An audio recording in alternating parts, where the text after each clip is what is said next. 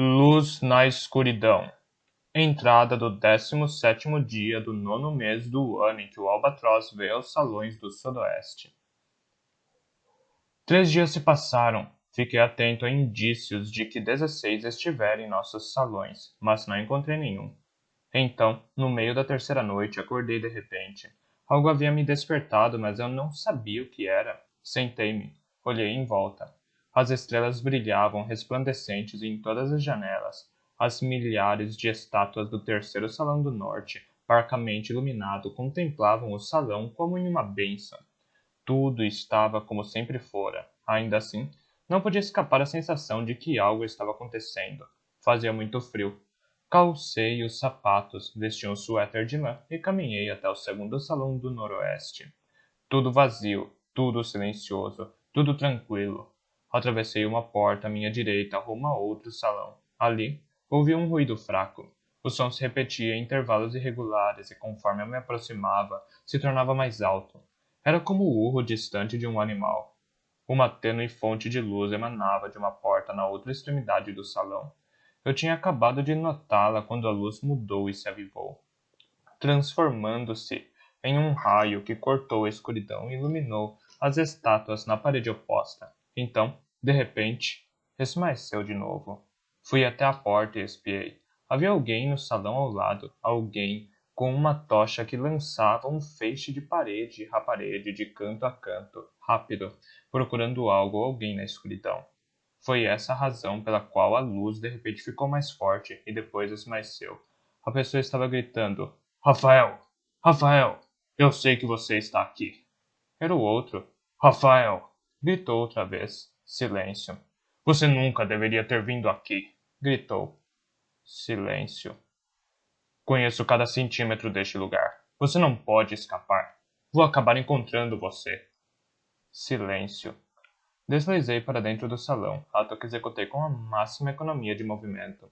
No entanto, o outro devia ter visto com o canto do olho, porque se virou e iluminou a porta que eu acabara de atravessar.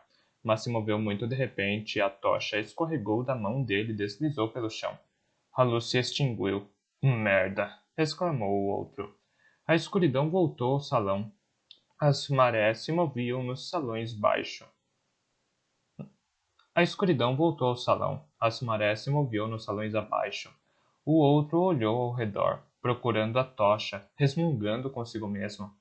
Meus olhos, que pouco tinham visto quando ofuscados pela tocha, começaram a se adaptar à luz das estrelas outra vez. No início não enxerguei nada, exceto o salão silencioso. Mas depois um lampejo de movimento percorreu a parede sul, de leste a oeste. Foi uma mera insinuação de sombra cinzenta contra as estátuas um pouco brilhantes, e quase acreditei que a estava imaginando, mas não estava. A sombra passou pela porta que conduzia ao quinto salão do noroeste. 16. O outro havia encontrado a tocha e fez com que ela emitisse mais uma vez um feixe. Em seguida saiu do salão por uma das portas ao norte. Esperei que partisse e corri depressa, mas em silêncio, atrás de 16. Eu me escondi na porta do quinto salão do noroeste. 16 estava parado ali. Como o outro, possuía uma fonte de luz, mas ao contrário do outro, não estava apontando sem um objetivo. Ele a projetava nas paredes do salão de modo constante. A luz branca intensa, prateada, iluminava as lindas estátuas, e a cada uma delas dava uma sombra nova, estranha, de tal modo que as paredes pareciam estar densamente cobertas por imensas penas pretas. 16 movia a tocha devagar, fazendo com que as sombras se alongassem, encolhessem, precipitassem, girassem, mas quanto a 16 nada consegui ver dele. Era um reles borrão por trás do brilho ofuscante da luz. 16 contemplou as estátuas por vários minutos. Então, afastou o feixe das paredes e caminhou até uma porta que conduzia ao sexto salão do noroeste. Ele conferiu o batente para se assegurar de que a marca de giz que fizera ainda estava lá e o atravessou. Seguiu e me escondi na passagem seguinte. No sexto salão do noroeste, com a tocha, 16 iluminou a mensagem que eu havia escrito. Ele ficou imóvel por um longo tempo. Eu lhe dissera para refletir sobre a própria perversidade. Era isso que estava fazendo? De repente ele se ajoelhou e começou a escrever depressa. Ninguém nunca me escreveu algo antes. 16 escreveu por muito tempo, o que de uma forma um tanto obscura me agradou, mas então pensei, por que isso agrada a você? O que importa se a mensagem é longa ou curta? Sabe que não pode lê-la. Se o fizer, enlouquecerá. Uma parte de mim, uma parte muito tola, sentiu que quase valeria a pena enlouquecer para ler a mensagem. A escuridão diante de 16 se fundiu em duas formas pretas fantásticas que se sacudiam e se agitavam no ar. Assustado, 16 se ergueu com um pulo, gritando, alarmado. Era apenas duas gralhas despertadas pela atividade incomum que tinham vindo ver. Eram apenas duas gralhas despertadas pela atividade incomum que tinham vindo ver o que estava acontecendo. Vão à merda! Gritou 16. Vão à merda! Sumam! Estou ocupado! A voz de 16 não era nada do que eu esperava. Parti com o mesmo silêncio que cheguei. Peguei o caminho de volta para o terceiro salão do norte e me deitei na cama. Mas estava com a cabeça cheia demais para dormir. Apago uma mensagem de 16. Segunda entrada do 17º dia do 9º mês do ano em que o albatroz veio aos salões do sudoeste. Assim que o sol nasceu, peguei meu índice e meus diários. Abri o índice na letra R, mas não havia entrada para Rafael. Comi depressa e agradeci a casa por sua benevolência. Eu tinha uma pergunta que precisava fazer ao outro, mas hoje não era um dos dias em que nos encontrávamos, então eu sabia que minha pergunta deveria esperar. Parti para o sexto salão do noroeste. As galhas me cumprimentaram ruidosamente, mas não tive tempo de conversar com elas hoje. A mensagem de 16 ocupava uma área de mais ou menos 60 por 80 centímetros no chão. Meu coração batia rápido dentro do peito. Olhei para baixo. Vi as palavras. Meu nome é... Vi as palavras. Lawrence Arns Sales. Vi as palavras. Sala com as estátuas de minotauros. O que devo fazer? Eu sabia que enquanto a mensagem existisse, sentiria um forte desejo de lê-la. Decidi que minha única opção era destruí-la. Voltei correndo ao terceiro salão do norte e peguei uma camisa velha e um pouco de giz. Digo camisa. Na verdade, a roupa estava tão esfarrapada que mal merecia tal nome. Rasguei em dois. Depois corri de volta para o sexto salão do noroeste. Amarrei metade do tecido em volta dos olhos. Como uma venda, segurando a outra metade na mão, ajoelhei-me e comecei a limpar o chão, apagando as palavras de 16. Passado alguns minutos, removi a venda e olhei. Pedaços de mensagem permaneciam aqui e ali. Compreensível? Meu nome? Ofi. Lícia. Ler os arquivos em seu diz. É Valentine Catter. Tamente. Aliciar outras potenciais vítimas e eu, aprendiz do ocultista Lawrence Arnsale. Show.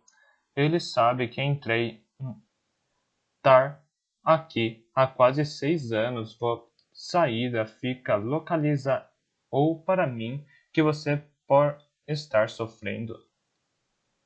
Como nada disso fazia muito sentido, pelo menos à primeira vista, tive a esperança de que não me afetaria.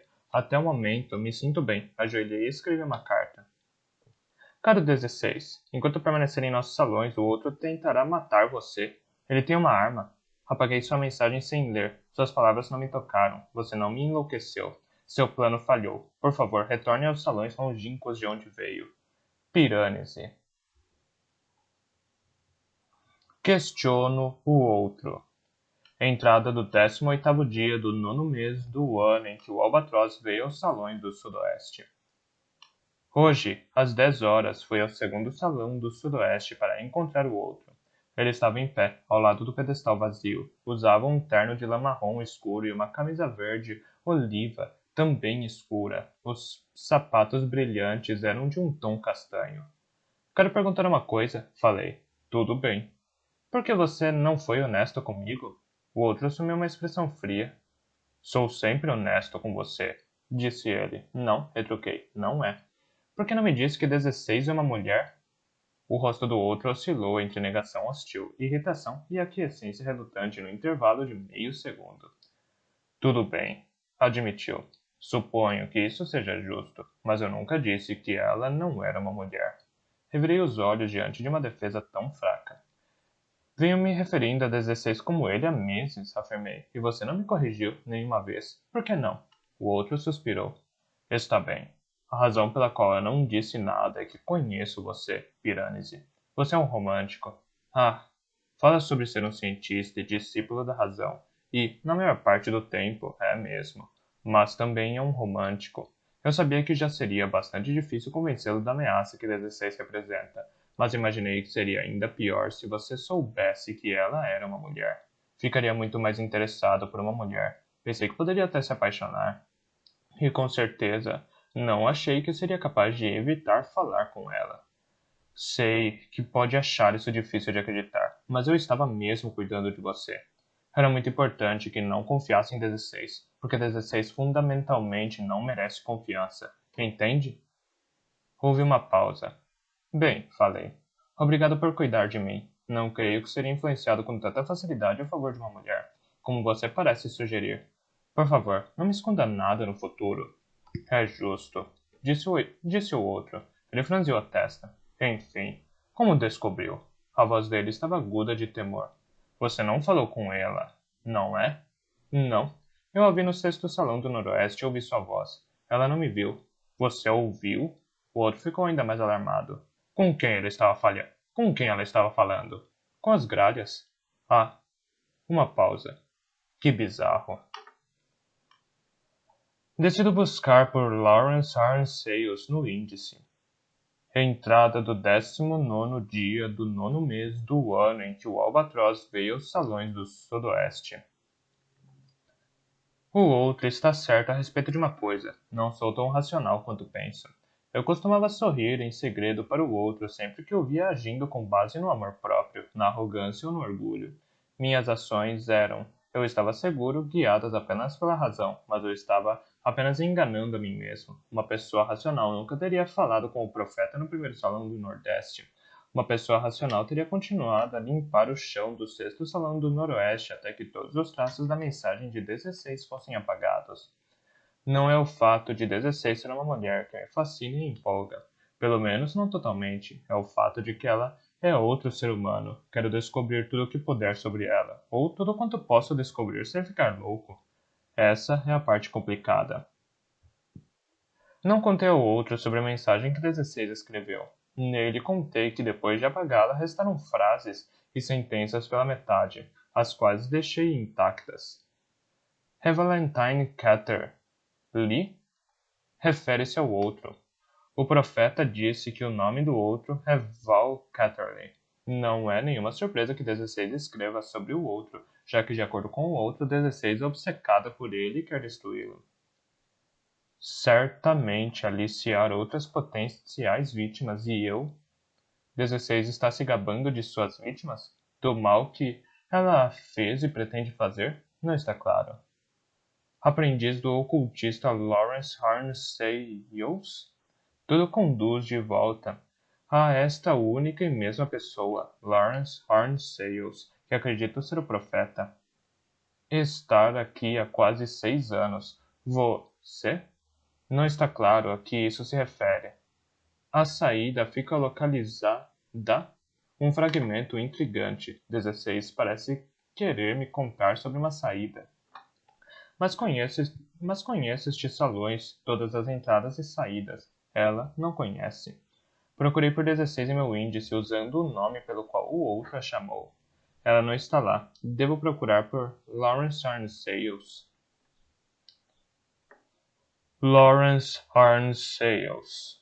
Segunda entrada do 19º dia do 9º mês do ano em que o albatroz veio aos salões do sudoeste. Mais uma vez, levei o índice e os diários ao quinto salão do norte e me sentei em frente à estátua do gorila. Que sua força e determinação me deem coragem. Abri o índice na letra A. Havia 29 entradas para Lawrence Arns Sales. Algumas delas tinham apenas uma ou duas linhas. Outras se estendiam por várias páginas. Li por alto mais ou menos metade delas, mas não obtive mais conhecimentos. As informações que continham variavam muito.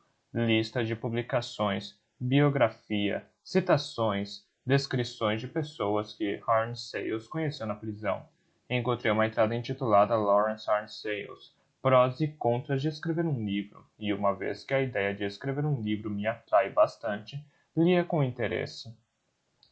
Possível projeto: um livro sobre Arne Sayles, explorando a ideia de intelectuais transgressores, pessoas cujas ideias vão além do que é considerado aceito, ou mesmo possível, em uma disciplina. Hereges. Não tenho certeza se este é ou não um bom uso do meu tempo. Prós e contras. Angharad Scott fez um trabalho razoável no livro dela. Com quem andas, Lawrence Arne Sayles, e seu círculo? Contra. Dito isso, a força de Scott é a biografia, não a análise. Ela seria a primeira a admitir isso. Pró? Neutro? A própria Scott é gentil, encorajadora e disposta a ajudar. Ela gostaria de ver outro livro escrito. Deu-me muitas informações básicas e indicou que há mais por vir. Ver anotações do telefonema com Angharad Scott, página 153. Pró. Harn Sayles é um tema bastante sexy. Grande escândalo, julgamento, sentença de prisão, etc. Pró. Harn Sayles é o exemplo perfeito de pensador transgressor, em mais de um sentido, moralmente, intelectualmente, sexualmente, criminalmente. Pró. O efeito extraordinário que ele teve nos seguidores, conseguindo que acreditassem ter visto outro mundo, etc. Pró. Harn Sayles se recusa a falar com acadêmicos, escritores, jornalistas. Contra. Os assistentes mais próximos dele, as pessoas que o conheciam na época em que ele afirmou ir e vir entre este e outros mundos, são poucos. Desse número, vários desapareceram e a maioria dos demais não fala com jornalistas. Contra. Tally Hughes foi a única aluna de Arne Sayles que se dispôs a falar com Angharad Scott. De acordo com Scott, Hughes é emocionalmente instável e é provável que tenha delírios. James Ritter conversou com um jornalista, Lysander Weeks, em 2010. Pode valer a pena uma conversa? De acordo com Weeks, Ritter trabalha como zelador na prefeitura de Manchester. Vale a pena verificar se o próprio Weeks está trabalhando em um livro? Nem pró, nem contra. Neutro. Mistério do desaparecimento de pessoas ligadas a Arne Sayles. Maurício Giussani, Stanley Ovenden, Silvia D'Agostino, eis um forte atrativo para o público leitor e, portanto, um definitivo pró. A menos que eu desapareça nesse caso. Contra. Passar muito tempo escrevendo sobre um homem bastante desagradável poderia ser emocionalmente desgastante. É de conhecimento público que Arne Sayles é malévolo, vingativo, manipulador, rancoroso, arrogante, um absoluto e completo cretino. Contra. Não tenho certeza do resultado. Leve em conta? Aquilo me revelou muito pouco sobre o próprio Lawrence Arne Sayles. A mais informativa foi a última entrada de todas, intitulada Anotações para uma palestra a ser proferida em Ruptura e Deslumbramento, Festival de Ideias Alternativas em Glastonbury, 24 a 27 de maio de 2013. Lawrence Arne Sayles partiu da ideia de que os antigos tinham uma forma diferente de se relacionar com o mundo, que o vivenciavam como algo que interagia com eles. Quando observavam o mundo também os observava. Se, por exemplo, eles viajassem de barco por um rio, de alguma forma o rio estava ciente de carregá-los nas costas e, na verdade, concordava com isso. Quando olhavam para as estrelas, as constelações não eram simples padrões que lhes permitiam organizar o que enxergavam, mas veículos de sentido, um fluxo de informações infinito. O mundo estava se comunicando o tempo todo com o homem antigo. Tudo isso estava mais ou menos dentro dos limites da história filosófica convencional. Mas o ponto em que Arne Sayles divergiu de seus próprios pares. Mas O ponto em que Arceus divergiu de seus pares foi na insistência de que este diálogo entre os antigos e o mundo não era algo que acontecia apenas em suas mentes, e sim no mundo real. O modo como os antigos percebiam o mundo era o modo como o mundo de fato se apresentava. Isso lhes dava influência e poder extraordinários. A realidade não só era capaz de participar de um diálogo, inteligível e articulado, mas também era persuadível. A natureza estava disposta a ceder aos desejos dos homens para emprestar-lhe seus atributos. Os mares podiam ser separados, os homens podiam se transformar em pássaros e voar para longe, ou em raposas e se esconder em bosques escuros. Os castelos podiam ser feitos de nuvens. Com o tempo, os antigos pararam de falar e ouvir o mundo. Quando isso aconteceu, o mundo não só se calou, e sim se transformou. Aqueles aspectos do mundo que estiveram em comunicação constante com os homens, quer sejam chamados de energias, poderes, espíritos, anjos ou demônios, não tinham mais um lugar ou motivo para ficar e por isso partiram. Houve, na opinião de Arnceius, um real e verdadeiro desencanto. Em sua primeira obra publicada sobre o assunto, O Lamento do Massarico, Allen e Unwin, 1969, Arnceius disse que tais poderes dos antigos estavam perdidos para sempre, mas, quando escreveu no seu segundo livro, O que o Vento Levou, Allen e Unwin, 1976, já não estava tão certo. Havia experimentado a magia ritualística e, então, acreditava ser possível obter alguns dos poderes de volta, desde que se tivesse uma ligação física com uma pessoa que os possuíra no passado. O melhor tipo de ligação seriam restos mortais tangíveis, o corpo ou parte do corpo da pessoa em questão. Em 1976, o Museu de Manchester tinha em acervo 4 múmias de pântano, datadas entre 10 a.C. e 200 depois de Cristo, e nomeadas a partir da turfeira onde foram encontradas, Marple e Cheshire. Eram eles. Em 1976, o Museu de Manchester tinha em acervo 4 múmias de pântano, datadas entre 10 antes da Era Comum e 200 da Era Comum, e nomeadas a partir da turfeira onde foram encontradas, Marple, em Cheshire. Eram eles Marple I, um corpo sem cabeça, Marple II, um corpo completo, Marple III, uma cabeça, mas não que pertencia a Marple I, e Marple IV, um segundo corpo completo.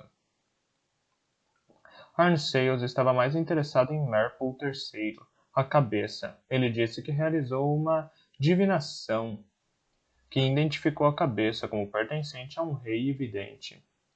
O conhecimento que o vidente possuía era exatamente o que Arnceius precisava para promover as próprias pesquisas.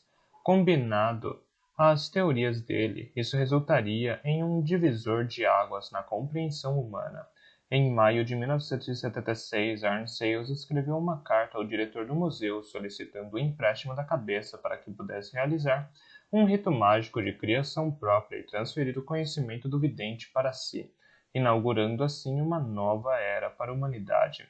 Para espanto de Arnceius, o diretor recusou. Em junho, Arnceius convenceu cerca de 50 alunos a fazer uma manifestação do lado de fora do museu contra esse pensamento limitado e desatualizado. Os estudantes carregavam cartazes que diziam "Liberem a cabeça". 10 dias depois, houve uma segunda manifestação, durante a qual uma janela foi quebrada e houve confronto com a polícia. Depois disso, Arnceius pareceu perder interesse nessas múmias de pântano. No final de dezembro, o museu fechou para o Natal. Quando reaberto no Ano Novo, a equipe descobriu que houvera uma invasão. Havia evidências de que pessoas tinham acampado dentro do museu. Migalhas de comida, pacotes de biscoitos e outros detritos estavam espalhados. Havia um cheiro de maconha. Liberem a cabeça apareceu outra vez pintado em uma parede, e tocos de velas queimados estavam grudados ao chão. As velas formavam um círculo. Nada parecia ter sido levado, mas a vitrine na qual Marple III era exibida fora quebrada e a cabeça manipulada. Um pouco de cera de vela e fragmentos de erva de passarinho aderiram a ela. A polícia e a equipe do museu naturalmente suspeitavam de Arnseios. Ela, entretanto, tinha um álibi: passar o festival do solstício de inverno com alguns neopagãos ricos em uma casa de campo em Exmoor. Os neopagãos, pessoas de sobrenome Brooker, confirmaram a alegação. Os Brooker reverenciavam Arnseios como um gênio extraordinário e uma espécie de santo pagão. A polícia não considerou o testemunho deles confiável, mas não tinha como refutá-lo. Ninguém foi acusado de invasão ao museu, mas no livro seguinte, A Porta Vislumbrada, Allen e Unwin. A Porta Vislumbrada, Allen e Unwin. Em 1979, Arnseios falou sobre um vidente romano-britânico chamado Adedomarus, que tinha sido capaz de percorrer uma passagem entre mundos. Em 2001, enquanto Lawrence Arnseios estava na prisão, um homem chamado Tony Myers entrou em uma delegacia de polícia em Londres e pediu para fazer um depoimento. Ele disse que quando o estudante na Universidade de Manchester invadiu o museu no Natal de 1976, quebrou uma janela, entrou por ela e então abriu as portas para permitir que outras pessoas entrassem. Testemunhou Arnseios realizando um ritual com dois outros homens que pensava serem Valentine Catterley e Robin Bannerman, mas fazia muito tempo que ele não tinha certeza.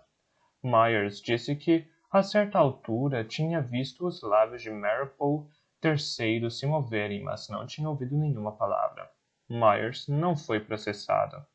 Arnseios nunca escreveu sobre o ritual que realizou com Marple III.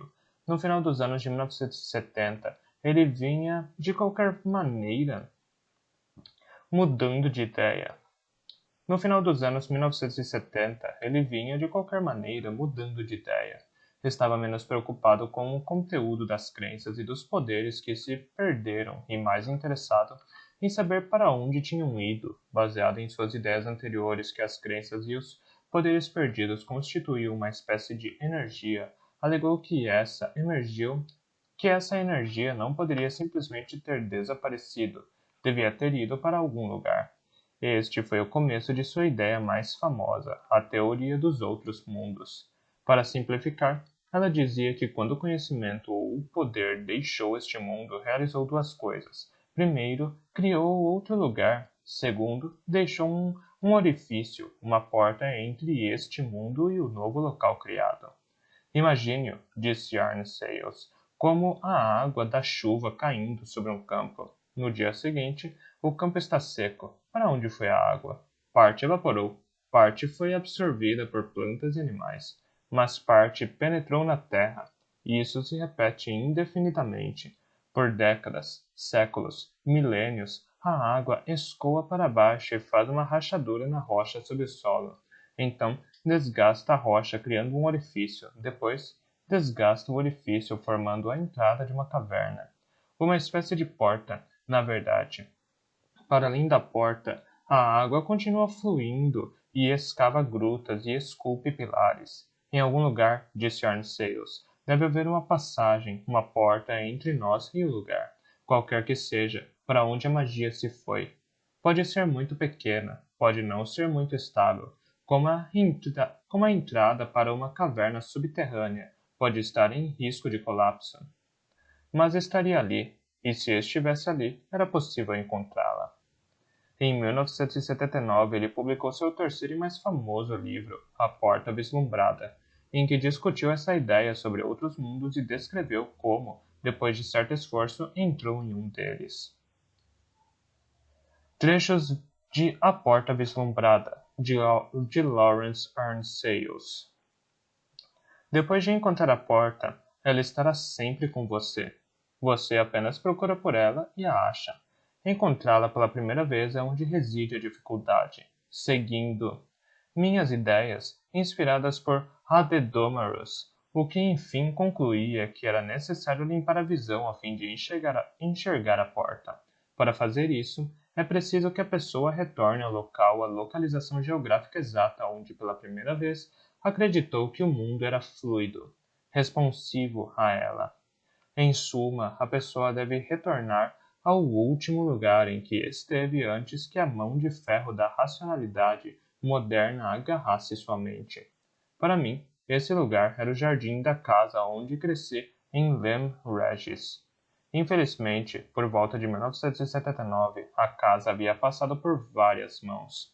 Os proprietários da época, exemplos obtusos da mediocridade prevalecente, foram hostis ao meu pedido de ficar no jardim por várias horas realizando um ritual celta antigo. Não importa, descobri por meio de um leiteiro camarada quando eles saíram de férias. Voltei naquela época e invadi. O dia em que entrei no jardim estava frio, chuvoso, cinzento. Fiquei em pé no gramado, na chuva, cercado pelas rosas que minha mãe tinha plantado, embora então forçadas a compartilhar seus canteiros com flores de intolerável vulgaridade.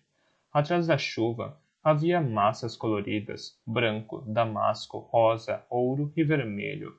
Concentrei-me em minhas memórias de infância naquele jardim, da última época em que tanto o mundo quanto minha mente eram livres. Fiquei diante das rosas em meu macacão de lã azul. Agarrei um soldadinho de metal em minhas mãos, com a tinta meio descascada.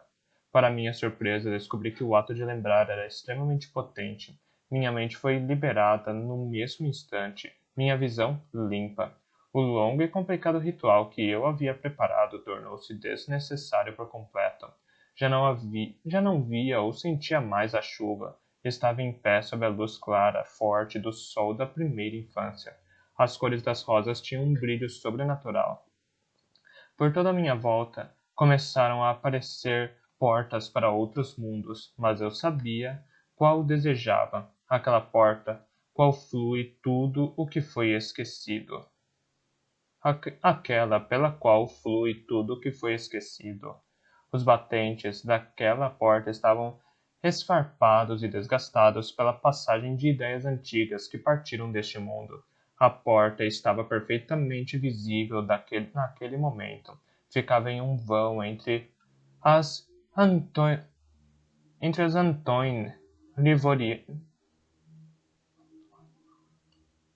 ficava em um vão entre as Antoine Rivoire e as Coquettes des Blanches. Atravessei. Estava em uma vasta câmara com um piso de pedra e paredes de mármore, cercado por 8 estátuas enormes, uma diferente da outra, cada uma representando um minotauro. Uma grande escadaria de mármore elevava-se a uma grande altura e descia a uma profundidade desnorteante na mesma medida. Um estranho trovão, como o de um oceano, encheu os meus ouvidos.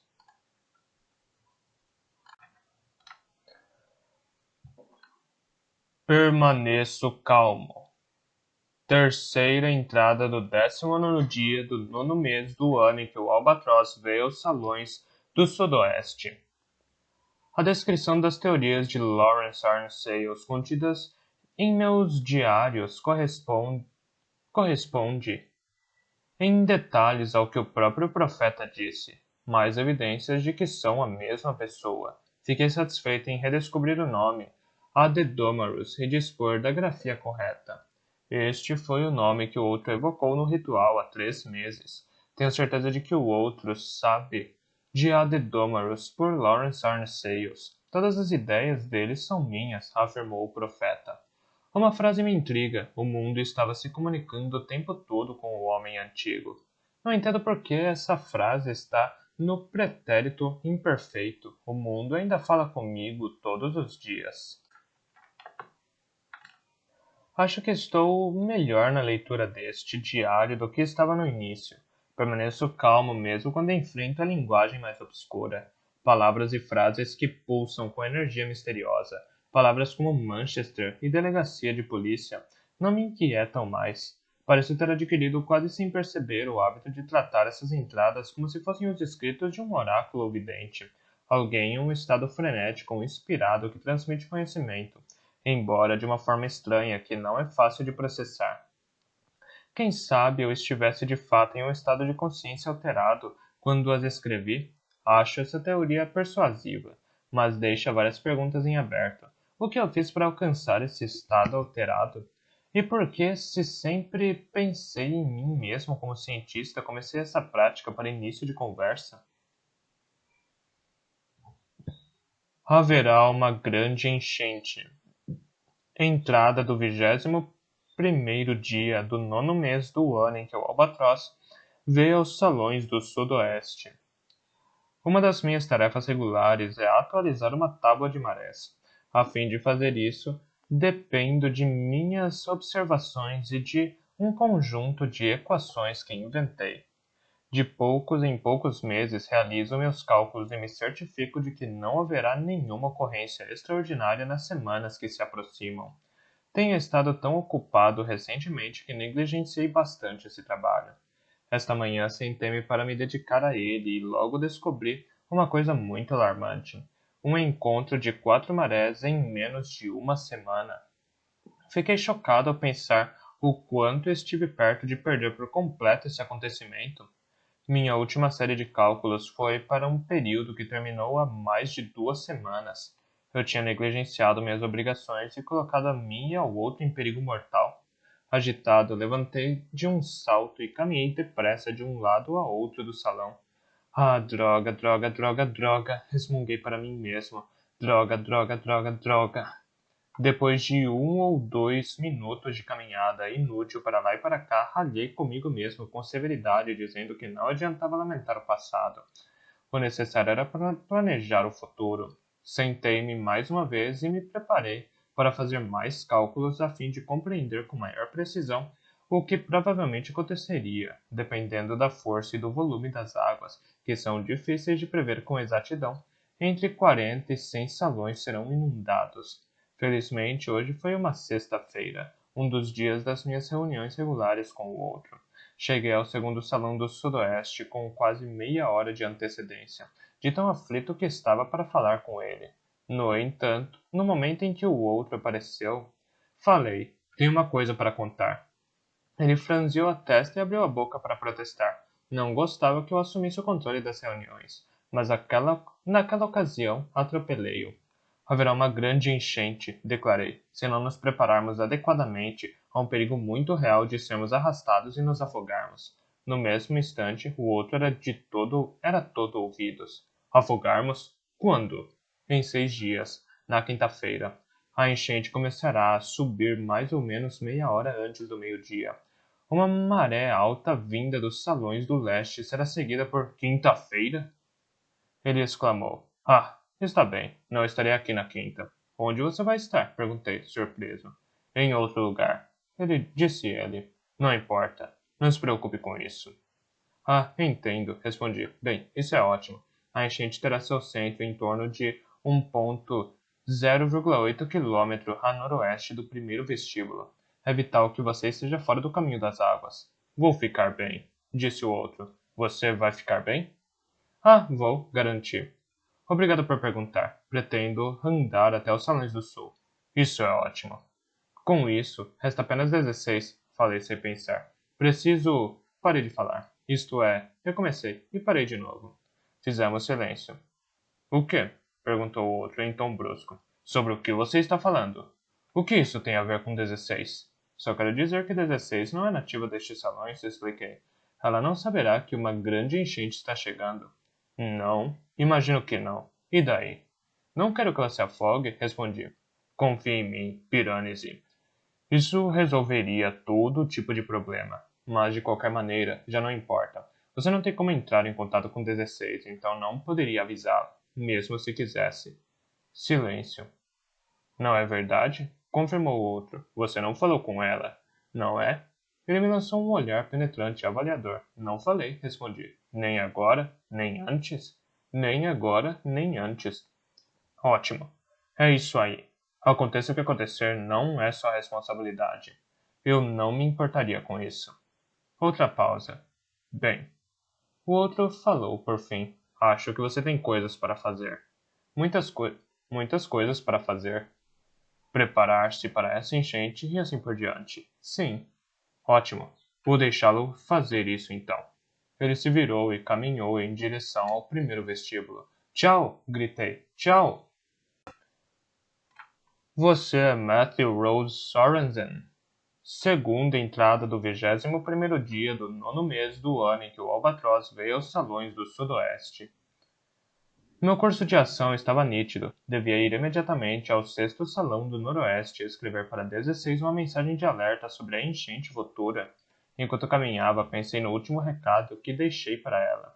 Aquele implorando que abandonaste estes salões. Talvez nesse meio tempo ela tivesse respondido. Talvez a resposta fosse algo como: Caro Piranesi, você está certo. Hoje voltarei aos meus salões. Atenciosamente, 16. Se fosse esse o caso, eu poderia parar de me preocupar com o afogamento dela na enchente. Mas no fundo eu esperava que ela não tivesse retornado aos próprios salões. Por mais estranho que possa parecer, eu sabia que sentiria falta se ela tivesse partido. Além de 16, há apenas eu e o outro no mundo. E pode ser uma surpresa para você ler isto. O outro nem sempre é a melhor das companhias. Eu estava ansioso para ver se 16 havia me escrito outra mensagem, ainda que não ousasse lê-la. Suponho que o que eu esperava mesmo era que ela escrevesse algo como: Caro Piranesi, lendo suas mensagens úteis e informativas, percebi que, se eu abandonasse minha perversidade, seríamos amigos. Vamos nos encontrar e conversar. Prometo não enlouquecer você. Em troca, você me ensina como não ser perversa? Com esperança, 16. Cheguei ao 6º salão do Noroeste. As gralhas me cumprimentaram ruidosamente. No chão, encontrei os restos da última mensagem de 16 e a minha. Mas não havia nada novo. 16 não tinha escrito para 16 não tinha escrito para mim. Fiquei desapontado, mas disse a mim mesmo o que era de esperar. Se eu continuasse apagando as mensagens de 16 sem lê-las, era pouco provável que ela continuasse escrevendo. Peguei meu giz e me ajoelhei. Sob minha última mensagem escrevi: Cara 16, dentro de 6 dias uma grande enchente vai tomar estes salões. Todos os lugares estarão debaixo d'água, com uma profundidade maior do que sua altura ou a minha. De acordo com minhas estimativas, a região perigosa se estende por 6 salões a oeste daqui, 4 salões a norte daqui, 5 salões a leste daqui, 6 salões ao sul daqui. A enchente durará 3 a 4 horas, depois das quais começará a baixar. Por favor, afaste-se destes salões nesse período ou você estará em perigo. Haverá correntes fortes.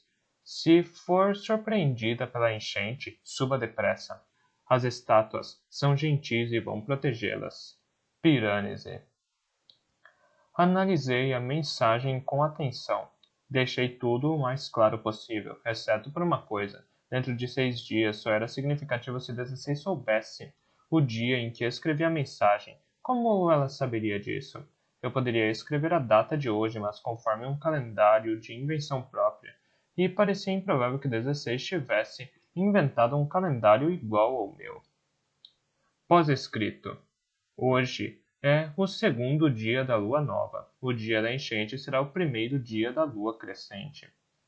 Tudo o que me resta era esperar que 16 não tivesse deixado de frequentar aquele salão para todo sempre e visse o aviso. Antes que a enchente venha, preciso juntar todas as minhas tigelas de plástico, as que uso para captar água doce, para que não sejam levadas pelas águas. Eu sabia que havia 2 não muito longe do 6º salão do Noroeste, no 18º salão do Noroeste, do outro lado do 24º vestíbulo. Achei que seria melhor buscá-las naquele momento, pois já estava na vizinhança. Caminhei até o 24º vestíbulo. Este vestíbulo é notável por um banco raso e inclinado de seixos de mármore branco, que bloqueia uma parte da base da escadaria que conduz aos salões inferiores.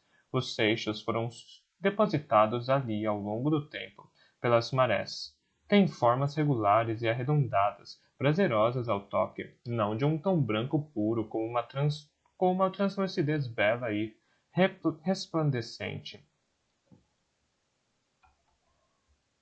Têm formas regulares e arredondadas, prazerosas ao toque. São de um tom branco puro com uma translucidez bela e resplandecente. Escalei aquele banco muitas vezes para pescar e colher mariscos. Sempre desloco alguns eixos, mas nunca tanto que alterem a forma geral do banco. A primeira coisa que vi hoje foi que alguns dos eixos tinham sido removidos. Havia uma depressão na lateral onde antes não havia nenhuma. Fiquei surpreso com isso. Quem poderia tê-la feito? Vi gralhas e corvos levarem pequenas pedras para abrir moluscos, mas as aves não transportam um grande número de pedras sem motivo. Olhei ao redor.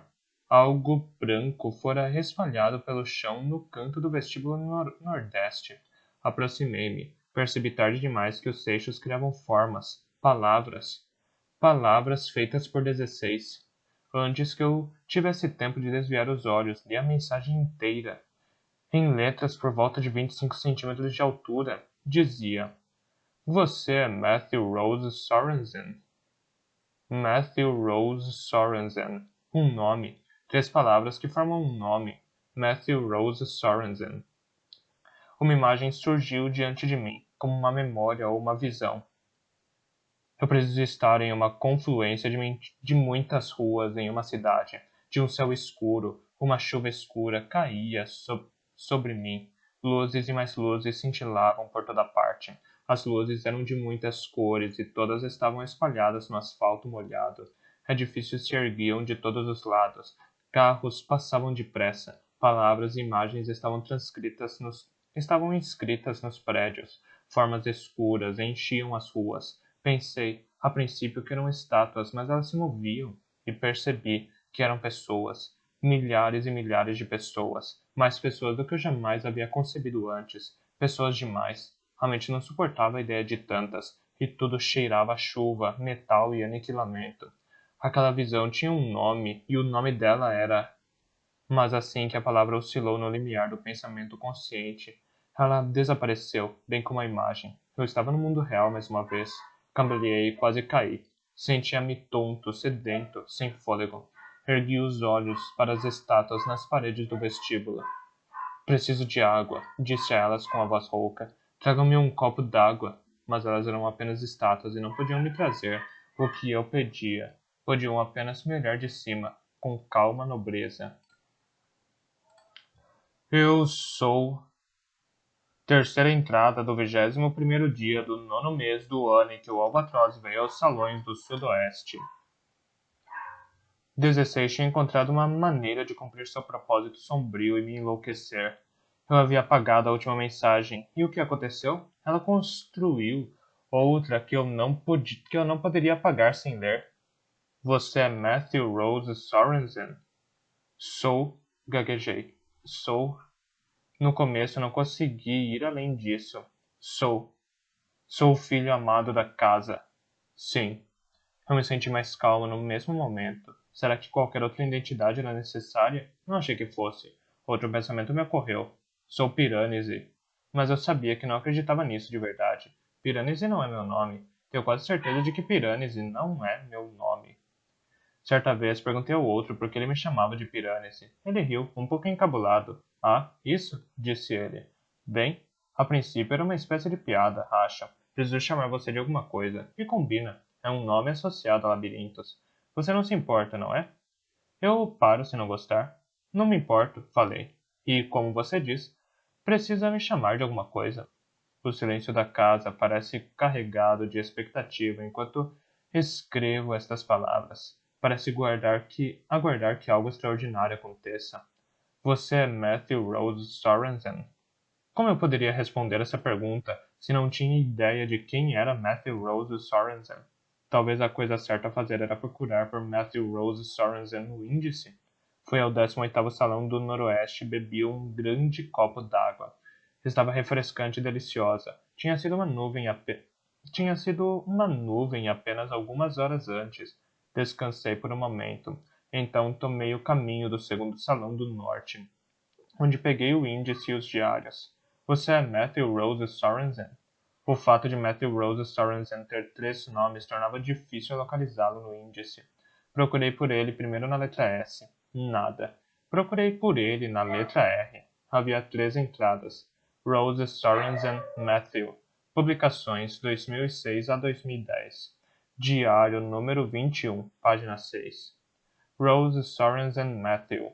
Publicações 2011 a 2012. Diário número 22, páginas 144 a 45. Rose Sorensen Matthew. Biografia para o Ruptura e Deslumbramento. Diário número 22, página 200. A última entrada parecia a mais promissora. Matthew Rose Sorensen em inglês, com pai meio dinamarquês, meio escocês, e mãe ganense. Inicialmente estudou matemática, mas seu interesse logo migrou, via filosofia da matemática e história das ideias, para seu campo de estudo atual, o pensamento transgressivo. Está escrevendo um livro sobre Lawrence Arne Sales, um homem que transgrediu a ciência, a razão e a lei. Achei interessante que Matthew Rose Sorensen acreditasse que Lawrence Arne Sales negara a ciência e a razão. Quanto a isso, ele não estava correto. O profeta era um cientista e amante da razão. Falei em voz alta para o vazio. Não concordo com você, disse eu. Estava tentando convocar Matthew Rose Sorensen, provocá-lo para que se revelasse. Caso ele fosse de fato alguma parte esquecida de mim, não gostaria de ser contestado. Defenderia a própria posição. Mas não funcionou. Ele não se manifestou em nenhum recesso obscuro da minha mente. Permaneceu sendo um vazio, um silêncio, uma ausência.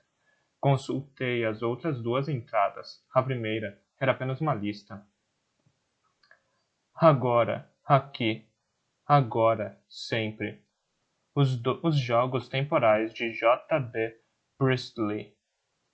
Tempos, volume 6, 85 a 92. Acolher, tolerar, difamar, destruir.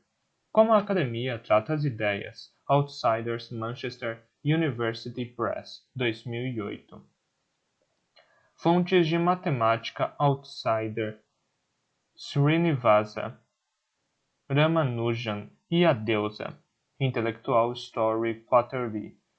Volume 25, 204 a 238, Manchester University Press. A segunda entrada era apenas mais do mesmo. Timey-wimey, as teorias de Stephen Moffat, Blink e J. W. Dunn sobre o tempo. Journal of Space, Time and Everything. Volume 64, 42 a 68, University of Minnesota Press. Os círculos presentes nos redemoinhos de sua mente, a importância dos labirintos no modo como Lawrence Arne Sales explorou seus adeptos. Review of Psychedelia and the Counterculture, volume 35, número 4. A Gárgula no Telhado da Catedral, Lawrence Arne Sales e a Academia. Intellectual Story Quarterly, volume 28, 119 a 152, Manchester University Press. Pensamento Outsider, uma brevíssima introdução. OUP, Pudge, 31 de maio de 2012. A Arquitetura da Viagem no Tempo, artigo sobre Paul Enoch e Bradford para o The Guardian, 28 de julho de 2012. Soltei um longo suspiro de frustração. Aquilo era totalmente inútil, além do fato de que Matthew Rose Sorensen estava interessado em Lawrence Arne Sales, o que de maneira alguma o diferenciava de todas as outras pessoas no mundo. Eu não havia descoberto nada. Senti um forte desejo de sacudir meu diário, como se pudesse de alguma forma fazer as informações caírem dele. Fiquei muito tempo sentado, pensando. Havia uma pessoa que eu ainda não tinha procurado no índice, e essa pessoa era o outro. Não pensara nisso até agora, mas talvez se eu lesse sobre o outro e encontrasse menções a Matthew Rose Sorensen, então... Fiz uma pausa. Então o quê? Então talvez eu fosse capaz de julgar se o outro conhecia Matthew Rose Sorensen, e, em última análise, se Matthew Rose Sorensen era eu. Não parecia haver mal algum em tentar. Na verdade, de todos os nomes do mundo que eu pudesse procurar, o outro parecia o mais seguro. Ele e eu éramos amigos há anos. Abri o índice na letra O. Contei 74 entradas para o outro. Eu escrevera muito mais sobre ele do que qualquer outro assunto. Na verdade, eu já tinha sido obrigado a realocar 2 páginas da letra P para acomodar todas as entradas. Encontrei. Outro. O. rituais realizados por. Outro, o discurso sobre o grande e secreto conhecimento. Outro, o me empresta uma câmera para que eu possa tirar fotos dos salões inundados. Outro, o me pede para fazer uma carta celeste. Outro, o me pede para desenhar um mapa dos salões contíguos ao primeiro vestíbulo. Outro, o propõe que as estátuas formam uma espécie de código que nós podemos ser capazes de decifrar. E assim por diante, até chegar às entradas mais recentes. Outro, o usa a palavra sem sentido Battersea para testar minha memória. Outro, o me dá sapato de presente. Li algumas entradas por alto. Li sobre como o outro tinha executado vários rituais nos quais ajudei. Li sobre como ele era inteligente, científico, perspicaz, bonito.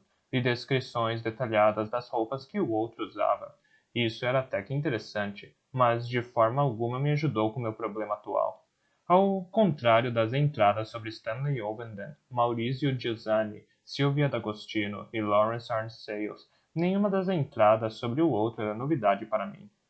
Não continham nenhuma palavra ou frase enigmática que parecesse pulsar com significado oculto, palavras como Wally Range e consultório médico. Eu me lembrava com clareza de todos os acontecimentos, e em nenhum lugar o nome Matthew Rose Sorensen apareceu. Lembrei-me de que o profeta havia chamado o outro de Catterley, então fui até a letra K. Havia 8 entradas. A primeira estava na página 187 do diário número 2, anteriormente diário número 22. Dr. Valentine Andrew Catterley nasceu em 1995 em Barcelona, criado em Poole, Dorset. Os Catterley são uma antiga família de Dorsetshire, filho do coronel Ranulph Andrew Catterley, soldado e ocultista. Valentine Catterley foi aluno de Lawrence Arnsales e depois pesquisador em antropologia social em Manchester. Casou-se com Clemence Hubbard em 1985, divorciou-se em 1991, dois filhos em 1992. Casou-se com Clemence Hubbard em 1985, divorciou-se em 1991, dois filhos. Em 1992, Catterley deixou Manchester e assumiu um cargo de professor na UCL. Em junho do mesmo ano, escreveu uma carta ao The Times na qual repudiou Arnsales, publicamente acusando-o de enganar e manipular os alunos de propósito, fornecendo-lhes pseudomisticismo e histórias de outros mundos. Catterley exortou a Universidade de Manchester a demitir Arnsales. A universidade não o fez até 1997, quando Arnsales foi preso por cárcere privado. Nos últimos anos, Catterley se recusou a responder a quaisquer perguntas sobre Arnsales. Pergunta: vale a pena entrar em contato com Catterley para ver se conversaria comigo? Ele mora em algum lugar perto de Battersea Park. Plano de ação: fazer uma lista de perguntas para o Dr. Catterley.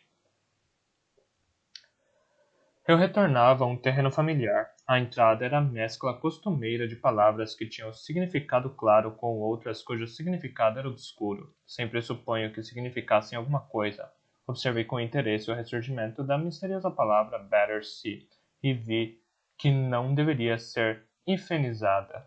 Voltei ao índice para encontrar a localização da entrada seguinte. Foi então que percebi algo bastante estranho.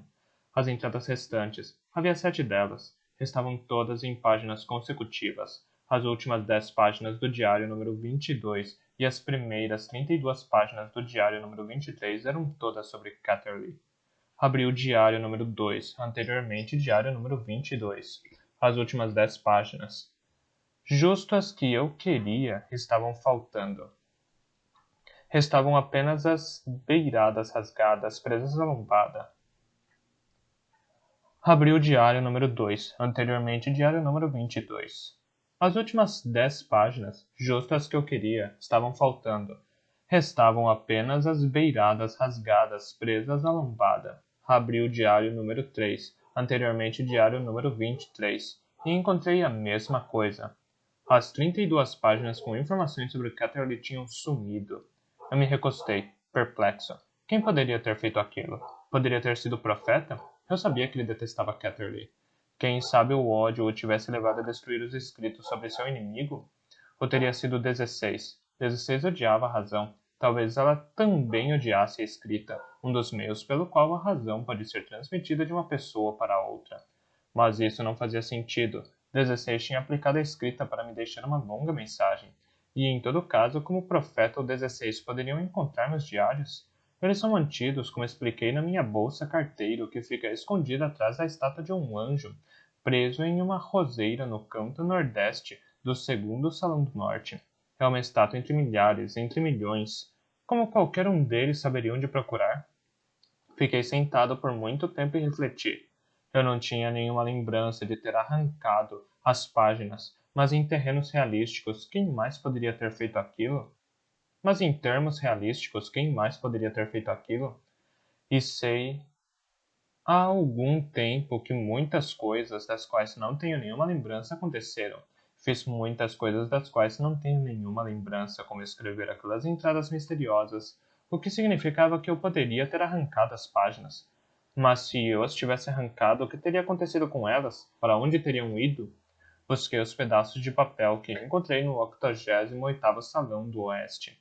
Peguei alguns e os espalhei para que pudesse examiná-los. Um deles, um pedaço de canto, trazia o numeral 231.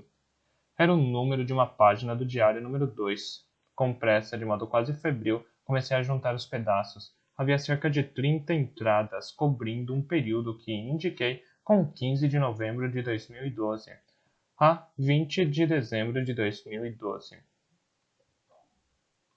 A inscrição mais longa era intitulada Os Acontecimentos de 15 de novembro de 2012.